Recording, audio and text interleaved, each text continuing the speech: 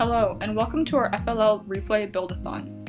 We are the Machine Mavericks FRC Team 7480, and as a team, we decided to create a functioning robot for each of the missions on this year's mat. In this video, we will explain our processes for each of these missions, from planning to building, to programming to executing. Zone 1, Step Counter and Treadmill. Okay, so we're the team doing Zone 1, and here's the first mission that we're going to have to attempt. This is called the Step Counter, and the goal is to push this green pad slowly and steadily on hitting the red, then the yellow, and then the blue finally. Okay, so this is our second mission here. This is called the Treadmill mission. And basically the goal is to spin these wheels towards the robot, which will be over here. And that will gradually spin this dial over here towards the dark green color. Okay guys, so this is the robot we've come up with. So there are a couple features on this that I think are neat and very useful. So this is a color sensor. These things are very useful because they allow you to follow these lines, and with the amount of lines on this field, that's what you're going to be wanting to do, because these lines will take you to so many of the missions. Another thing, this is our third wheel. It's just a rolly ball in a socket, so that allows you. So this isn't going to mess up your driving or anything, but it'll just add another point of stability, so that your robot isn't just on two wheels. Another thing that's a bit more advanced, but serves you very well if, say, your motors just start malfunctioning, one of them breaks, or your brick just completely dies, is making it modular. Now, it is very hard, and you don't need to do this, but see, this right here, this pops off. Then you can unplug your wires, and now you have easy access to this brick. Okay, we've made our first attachment for the first mission, which is the step counter. So it's just a basic arm, and it attaches onto that main base attachment that goes on top of the robot. So it fits on just like this, and then with a simple line follow code, it just slowly and steadily pushes in the arm of the step counter, and then this will break off, because there's no rule this year that says we can't just leave parts on the field. And so that just pushed it all the way to the blue mark, which means we'll get full points. Okay, so this is the attachment that we've made for our second mission, which is the treadmill. So what this is going to do is this is the same base attachment that you saw previously, but we've added now on this side, what we have is attached to the motor. So now the motor's actually doing something. This whole chain system that will, so when the motor spins, it's actually going to end up spinning this, which is going to spin this wheel right here. And this wheel, when we're lined up correctly, will actually be connecting to, will actually just be fitting directly onto that treadmill. So if you look now it's actually should be able to spin this very well.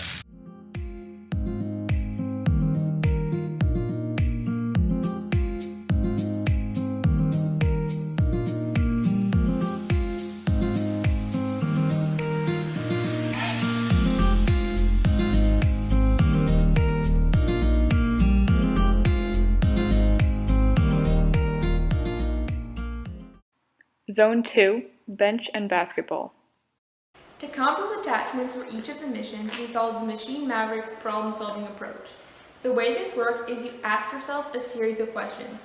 The first question is, what is the problem? From there, you ask yourself, what is the simplest thing that could possibly work to solve this problem? Then you ask, how would we try it? And based on the answer to this question, you try the simplest possible solution. Then you ask yourself, did it work? And if it did work, great. Then you see if you can make it more reliable or simplify it. If it didn't work, you see what is your new problem and what you need to improve on your solution to make it work. Sometimes the simplest possible solution doesn't even need an attachment. For instance, every year there's pretty much at least one mission that can be done by just ramming into it with your robot, and you don't need any extra attachments. However, for the remaining missions that do need an attachment, you might be tempted to start by thinking how you could use a motor to solve that mission. And oftentimes, using a motor is not the simplest solution to the problem. So when you're making your attachments, you should consider the use of elastics, gravity, sudden acceleration and deceleration, and pneumatics to solve your problem. The first mission we're going to try is the bench mission, which has 3 components. First, knock it over. Second, remove the backrest. And finally, put cubes in each of the hopscotch spaces. Now we need to knock over the bench. So let's see if we can do it by just driving into it with our robot. Since it's a lot faster to just model this with your hands, I'm going to do that because that's often a valuable strategy when prototyping because it allows you to learn valuable lessons much quicker than if you actually had to build a robot. So let's give this a go. Now ramming into it does not work, but maybe if we drove up from the side and turned our robot, now that would work. But is it really the simplest thing that could possibly work? We need to figure out a way that we can drive forward while simultaneously knocking the bench over. So maybe if we took our piece and drove it at a 45-degree angle to our robot, that would knock over the bench and we would not need to turn the robot. Now we need to remove the backrest from the bench.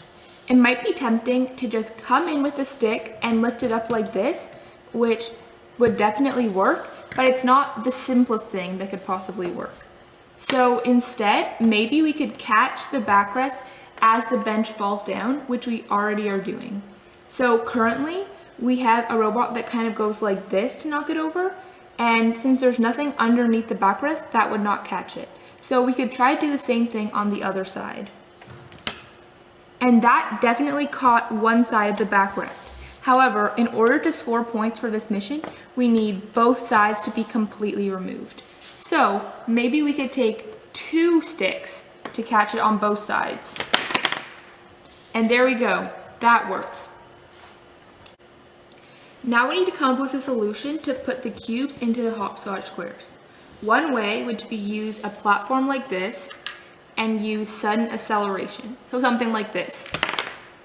And you can see that did not work very well, so we might need a solution that's more controlled.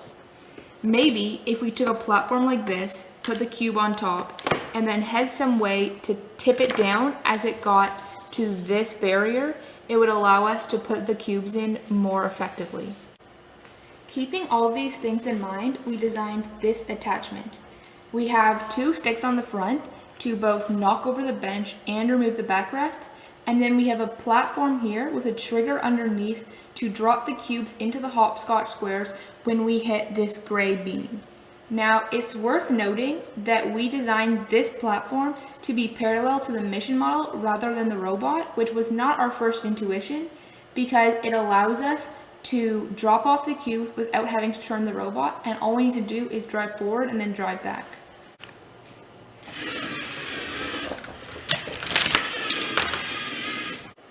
Next, we needed to attempt the basketball mission, and we decided that we would simply raise the basketball net to the utmost height and not put a cube in the basket. So it's worth noting that there are many ingenious mechanisms already built into the field for you to study. So for instance, when we needed to lift the basketball net, we needed some kind of an elevator. Now, we realized that we had one right in front of us by using the basketball mission itself. So quite literally, we took another one of these mission models that we had from a different mat, and we slightly repurposed it into this attachment that you see here. Now to lift it, we knew we could do it using a motor. However, that was not the simplest thing that could possibly work. So we decided to make use of a form of stored energy that we mentioned before, elastic bands, to trigger this mission.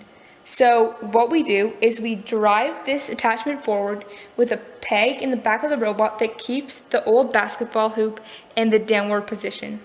Then, when we back up, this slides up and brings this with it.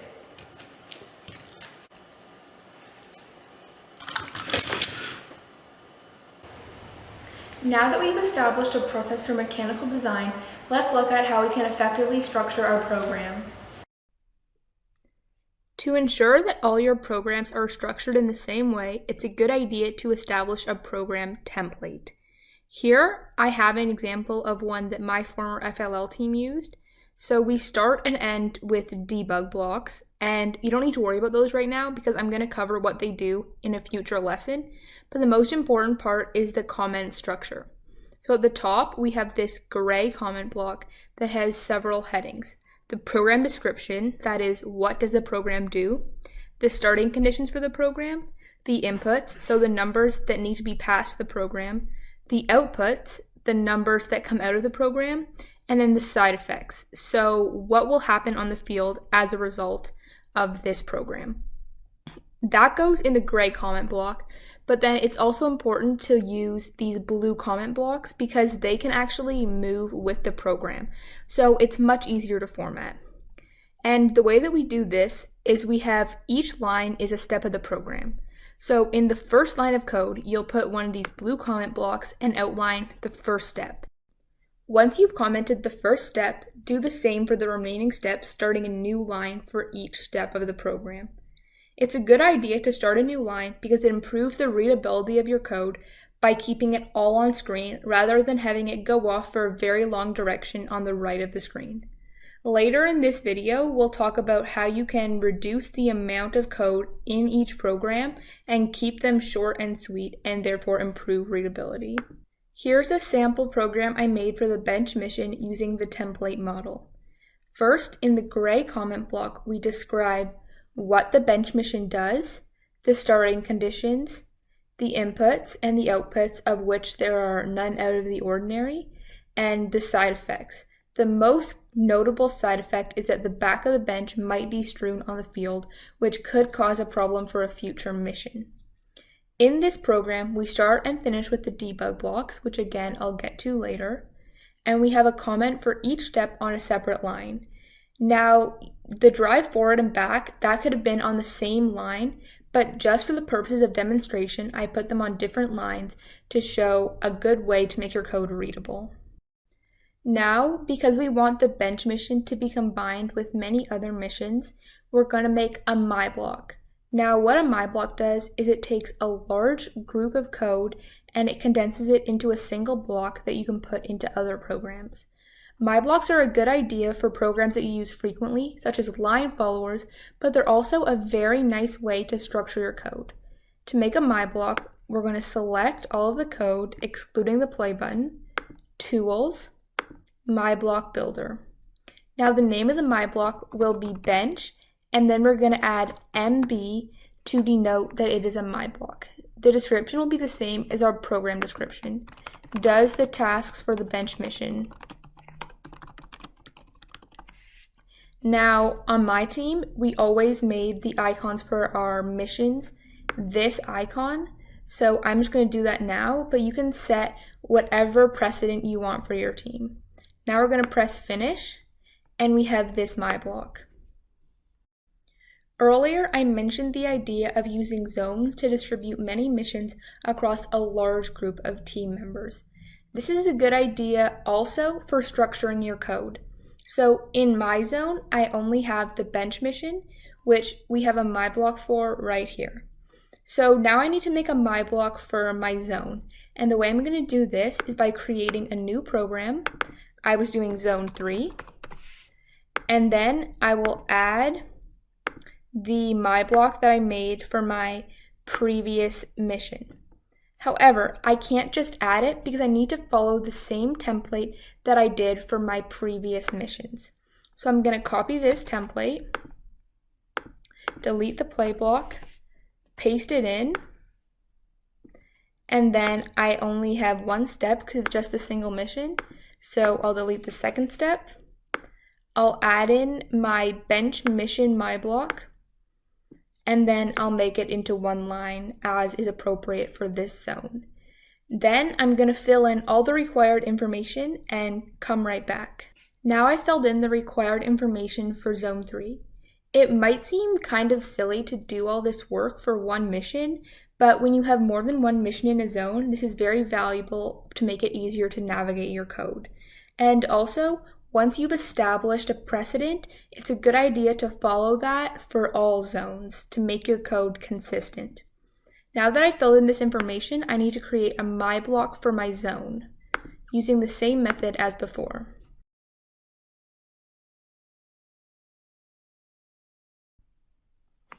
And there we go. I now have my zone 3 my block. Presumably, your team will have more than one zone and will therefore require some way to sequence the programs. Whether you do this by shuffling through programs on your team's brick screen or by some other method, it's up to your team and your abilities. What my team did was use a state machine. So this is really complicated and we're not going to go into too much depth in this video, but it essentially works like a playlist. So each zone is a song and you can go back and forth between zones. You can replay zones, you can skip zones, and you can go in whichever order you want using simply the buttons. Also included in this state machine are the blocks that we use for calibrating our gyro sensor and our light sensor, so we can do that easily at competitions as well. Now that we've established how to write programs from individual missions to zones to all of the missions your team does as a whole, we need to establish how we're going to name our overall project.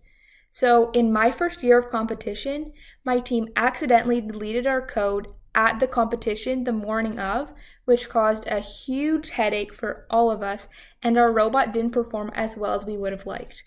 From that experience, we learned that it's best to save a new copy of your code every day you make changes. So you can see here, I'm working in HD 2018-04-22. Now this is because I'm using my team's old hydrodynamics project. But since we're not in hydrodynamics anymore, we should probably rename it to something more pertinent. So we can save it.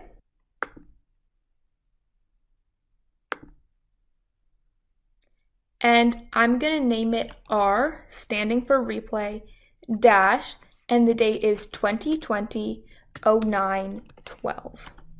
And then if I work on it some more tomorrow, I'll save it a copy and name it R-2020-09-13. And this allows me to minimize any code that might be accidentally deleted. Zone 3, Bocce and Robot Dance. Okay, so this is our robot, and there are some interesting features that we are going to talk about. So firstly, we have dual color sensors. Right now we only have one because we had to take the other one out. But what that allowed us to do is during our runs, it allowed us to line follow on both sides. It also allowed us to square up to lines and line follow on one line while searching for another line so that we could stop. And that was really useful in the program.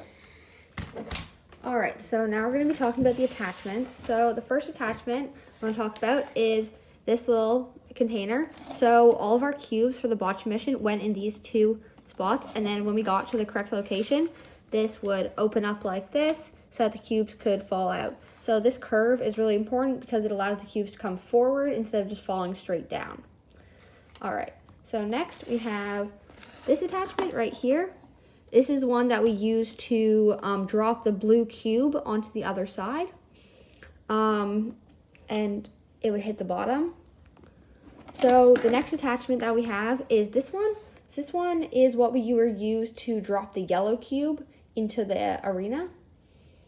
And it has an elastic band on it so that when we're doing this mission where we drop the blue cube in, this one folds down and then it comes back up to hit the yellow cube. Okay, so the final interesting feature is this box that we have around our robot. So this allows us to contain all of our sensors. Really, it's also really compact, so all of our sensors and our motors fit inside this box. And also, we don't actually use this in our program, but it's very useful. If you wanted to, you could easily back up against walls, and it allows you to square up against walls on all sides, which is really useful. And it also allowed us to add these googly eyes.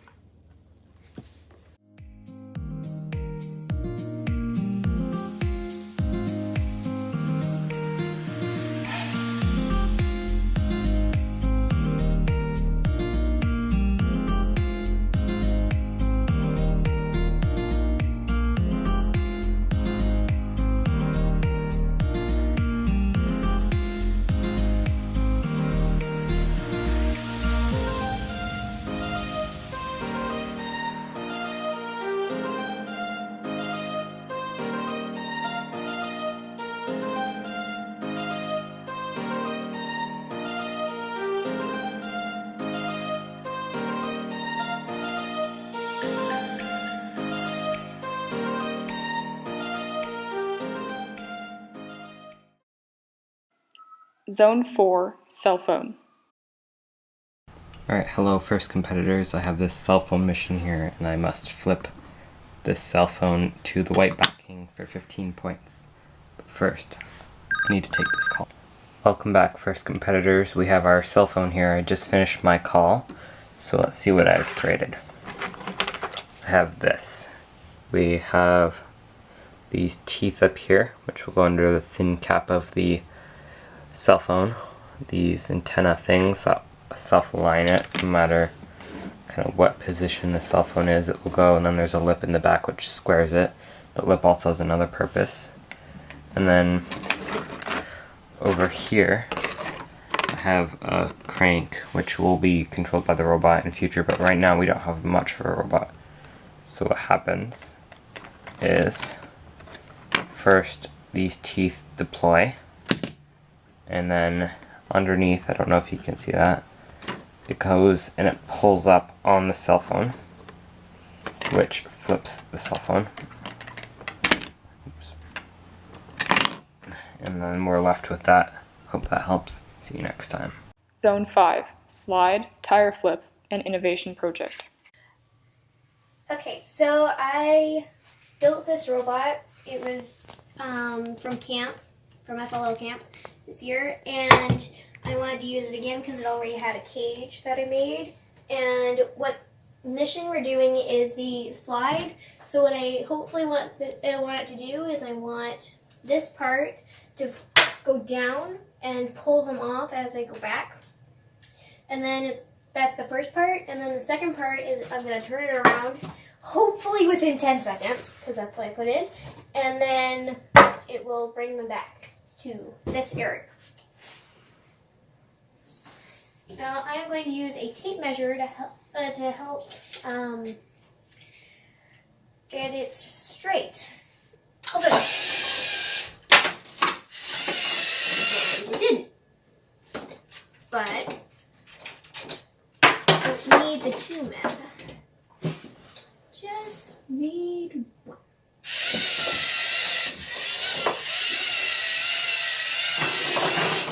That really didn't work.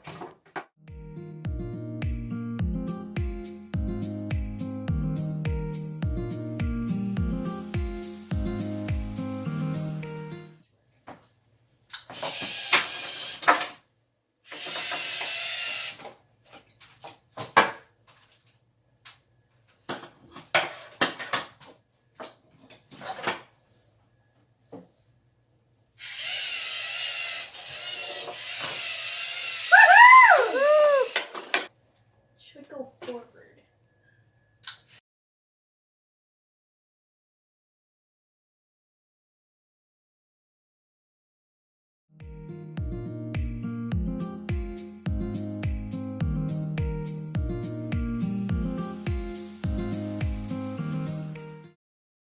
Zone 6, chin-up bar. Alright, so here is the FLL RePlay board. And the first thing I did when I saw the board is I just went around and looked at all the missions and looked at what kind of movements they needed to accomplish. So, for example, the slide here, we have to use a pushing movement like this to get the person down the slide. Or for the basketball hoop over here, we have to use a lifting movement like this to get the basketball hoop up. And so it's a good idea to just go around and do that for every single mission. And once you've done that, you can look at what similarities there are. So one example is if you see a lot of missions that are using a pushing movement, then maybe it's a good idea for your robot to be able to push something. Or if you see a lot of lifting, it's probably a good idea for your robot to be able to lift things. Another good idea is to section off the table into areas that you want to accomplish. So for example, maybe one robot run is going to be this area of the table over here, and another robot run is going to be that area over here. Now remember, you don't need to accomplish every single mission. That's almost impossible. It's the best thing to do is just to be able to accomplish as many missions as you can extremely accurately. So it's okay if you only do 2 or 3, as long as you can do them every single time, and that's really important. Okay, so today we're going to look at the climb mission. So the first thing I did when I saw this is I saw, well, how can we get there? So you can see that there are these lines here, and those are going to be super helpful. It's a really good idea to have a line following robot, especially this year, because there are so many lines everywhere. So I'm just going to start by planning out where the robot is going to go. I think this is going to be our last mission, so we're probably going to start from base, but we won't have to go home. So we're probably going to start in the base and then follow this line out and turn here to get to the hangar. Now, you do get points for going underneath it, so I'm thinking maybe we'll drive under and then hook from over here, or drive back and hook from over here, whichever one that is, but we want to drive under sometime. And I'm thinking that this is probably wide enough to get our robot under, and it feels pretty solid, so I wouldn't worry about the weight of our robot. I don't think a straight bar beam would cut it, just because if we take this, for example, it sort of doesn't grab on, it slips. So I'm just gonna go around and, you know, find some random pieces and see what shapes would work. So, you know, this piece, this hooky piece, it looks like it's a little too slippy, so I don't think we're gonna use that. And you know, this is the curviest it gets, so I'm thinking we might have to do some kind of motion activated thing. So we might have to have something that goes up, forward, and hooks, or maybe a one-way door, which is something that, you know, it's a little square and, you know, it can go in like that, but not out. So I'm thinking we'll have to do something like that. Okay, so I have my base robot here, and as you can see, it's the NXT, but that shouldn't matter too much. We're just doing the mechanical stuff today. So, you know, this is just a base robot. It has a square perimeter, 2 motors, 2 big wheels. It fits between the pull-up bar. It's a little short, but, you know, average height.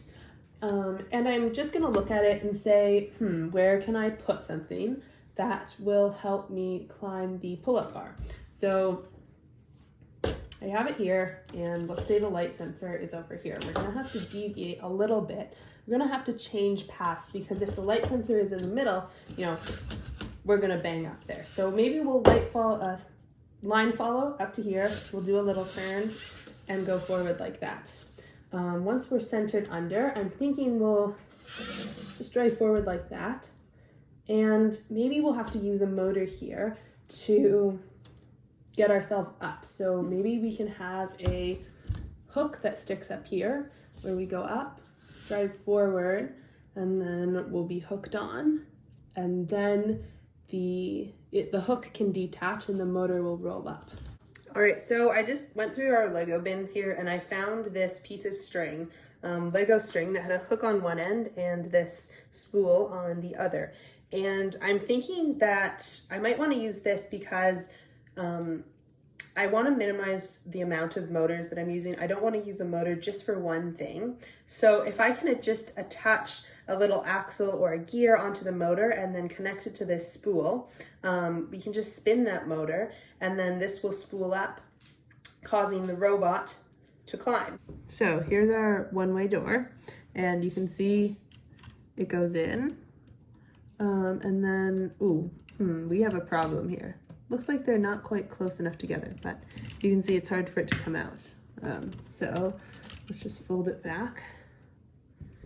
In and out. It looks like it's not quite deep enough because this one here isn't catching. The bottom one is, but the top one isn't catching, and we needed the top one to catch. So let's go back and try to see if we can make this a little deeper. So I modified this a little bit, and as you can see, it's a little deeper and a little rounder, and I'm just gonna test it out.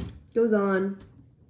You know, it's probably gonna fall because of gravity, and then it's hard to get out. And you know what I'm noticing is that we might not even need this one-way door mechanism, because the hook by itself is pretty solid. So, you know what, I'm just gonna leave it there and I'm gonna test it out. I'm gonna try to attach the string and see where we can go from there. All right, so I just noticed something. Our robot is pretty short, but in comparison to this hook, there's not much room. So if I attach the string down here, it's gonna not have that much room to pull up. So I think I might just take off this bottom part here like that. And just try the hook like that. And maybe I'll keep that little bar at the end to keep it like that. And then just hook on like that because that's feeling pretty sturdy to me. I've attached the string. I knotted it pretty well to this hook. I sort of modified the hook to make it a little more round, as you can see. So now I'm just going to figure out how I'm going to attach it to the motor. And I want to use the spool because I'm afraid that if I don't use the spool, it's just going to get all tangled up and we don't want that.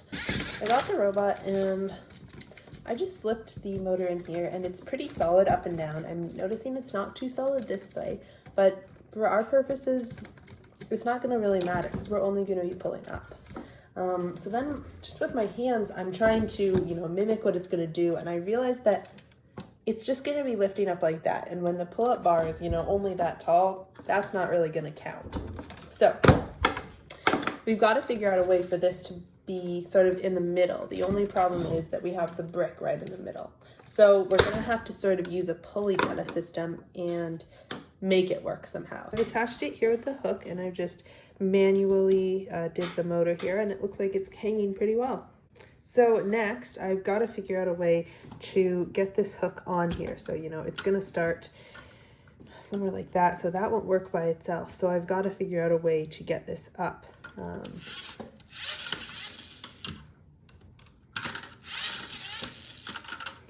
Got to figure out a way to keep this up and then let go of it when it's on top.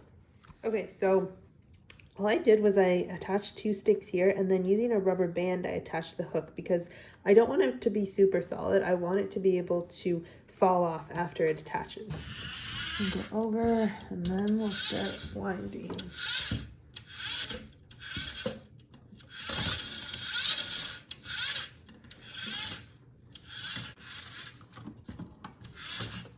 Okay, looks like that worked.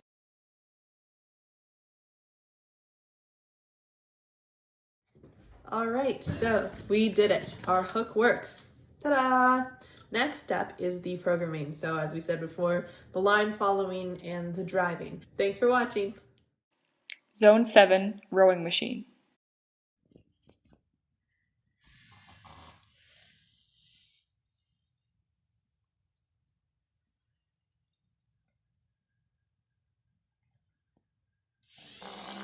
What it just did was, so it started here, then it came here, it did a turn